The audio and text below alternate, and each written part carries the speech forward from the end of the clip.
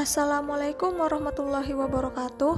Pada kesempatan kali ini, kami kelompok KKN 46 Loakulu Kota Unmul akan memaparkan sedikit informasi mengenai pemberdayaan kesejahteraan keluarga dalam memanfaatkan lahan perkarangan untuk mendukung ketahanan pangan di masa pandemi COVID-19 di Desa Loakulu Kota.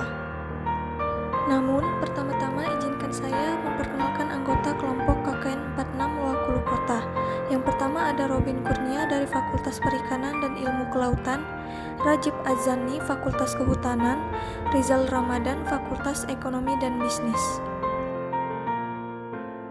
Ahmad Ramadan Fakultas Perikanan dan Ilmu Kelautan, Eka Sri Wahyuni Fakultas Ilmu Budaya, Debbie Marcella Fakultas Ilmu Sosial dan Ilmu Politik. Di dalam tim KKN 46 Loakulu Kota terdiri dari Robin Kurnia sebagai ketua kelompok, Rajib Azani sebagai wakil, Rizal Ramadan sebagai sekretaris, Debbie Marcella sebagai humas, Eka Sri Wahyuni sebagai dokumentasi, Ahmad Ramadan sebagai media info. Infografik Loakulu Kota. Luas daerah Loakulu Kota berkisar 2.762,31 hektar. Dengan luas tanah pemukiman, pekarangan serta ladang adalah 102,57 hektar.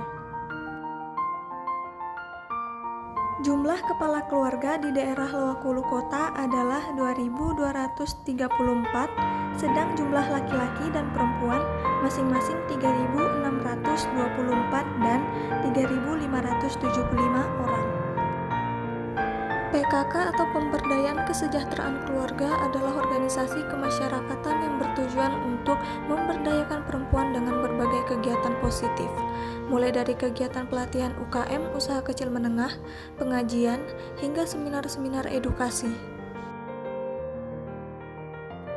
Mengacu dari data yang menunjukkan jika lahan pekarangan terbilang lebih luas daripada luas pemukiman, yaitu pemukiman 12,77 hektar dan pekarangan 69,3 hektar, membuat kami berinisiatif mengangkat tema dengan judul Pemberdayaan Kesejahteraan Keluarga dalam memanfaatkan lahan pekarangan untuk mendukung ketahanan pangan di masa pandemi COVID-19 di Desa Loakulu Kota. Karena yang seperti kita ketahui, COVID-19 membawa dampak negatif di sebagian aspek kehidupan terutama di ekonomi keluarga. Tanpa berlama-lama lagi, berikut penjelasannya.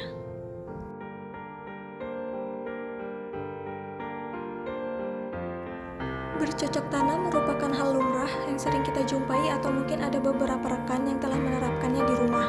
Menjadikan rumah lebih asri dan hijau bisa dilakukan dengan kegiatan bercocok tanam atau berkebun. Dengan begitu, banyak keuntungan yang didapat oleh penghuni rumah. Selain kesejukan, juga kebutuhan sehari-hari dapat terpenuhi dari hasil tanaman yang ditanam. Terlebih ketika di masa pandemi COVID-19 ini, di mana masyarakat dituntut untuk hidup sehat dan hemat. Dengan memanfaatkan lahan pekarangan rumah, ibu-ibu PKK Loakulu Kota dapat melakukan cocok tanam dengan metode yang sering digunakan dalam bercocok tanam, yaitu metode tabu lampot. Metode ini menggunakan media tanam campuran tanah, kompos, dan sekam dengan komposisi 1:1. Untuk wadah, bisa menggunakan tanah liat, drum, plastik, semen, ataupun kayu. Di sini saya merekomendasikan ibu-ibu PKK Loakulu Kota agar dapat menggunakan botol plastik bekas yang sudah tidak terpakai, guna menghemat biaya yang akan dikeluarkan. Karena tujuan awal kita adalah berhemat di masa pandemi. Namun alangkah baiknya jika kegiatan ini bisa terus berlangsung pasca pandemi. Kemudian botol bisa dibuat sekreasi ibu-ibu PKK. Ada beberapa contoh gambar yang dapat membuat pekarangan atau lahan ibu-ibu sekalian nampak indah walau hanya menggunakan limbah plastik, seperti gambar-gambar di slide. Selanjutnya kita masuk ke beberapa tanaman yang dapat ditanam ibu-ibu PKK di Desa Loakulu Kota, seperti kangkung, sawi, seledri, bawang merah, bawang putih, tomat, cabai, daun bawang, kunyit, jahe, kencur, serta terong.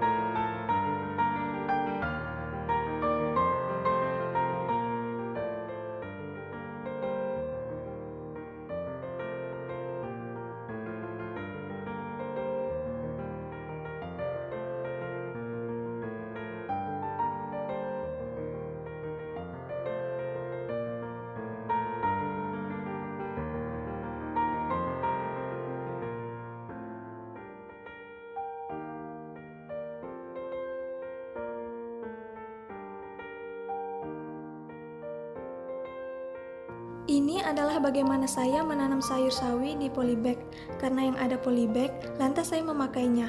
Hal yang disiapkan pertama adalah tanah tangkos, bibit sawi, polybag berukuran sedang, serta air. Tanah tangkos merupakan campuran tanah biasa dengan buah sawit yang telah membusuk. Karena di daerah sini mayoritas bermata pencarian perkebunan buah sawit, sehingga saya memanfaatkan yang ada untuk alternatif pengganti kompos dan sekam. Namun di video sebelumnya, saya menyarankan ibu-ibu Luakulu Kota dengan tanah campuran kompos dan sekam, karena menurut informasi di desa Luakulu Kota, banyak terdapat persawahan sehingga sekam atau kulit padi mudah didapatkan. Setelah memasukkan tanah ke dalam polybag, kemudian saya menggali permukaan tanah sehingga menciptakan lubang dangkal untuk memendamkan bibit akar sawi.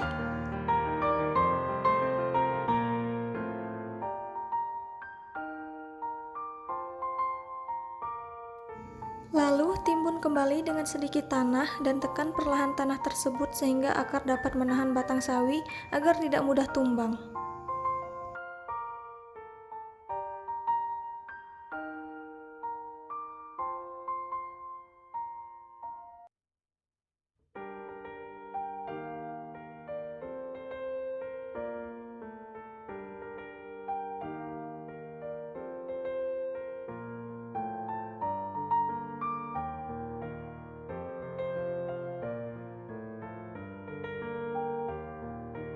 Setelah merasa semuanya telah beres, selanjutnya saya menyiram tanaman dengan air secukupnya.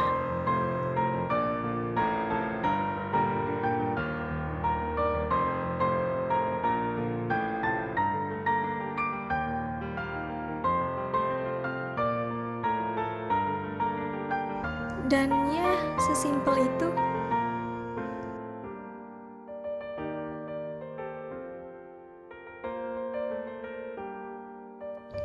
Terima kasih atas perhatiannya. Wassalamualaikum warahmatullahi wabarakatuh.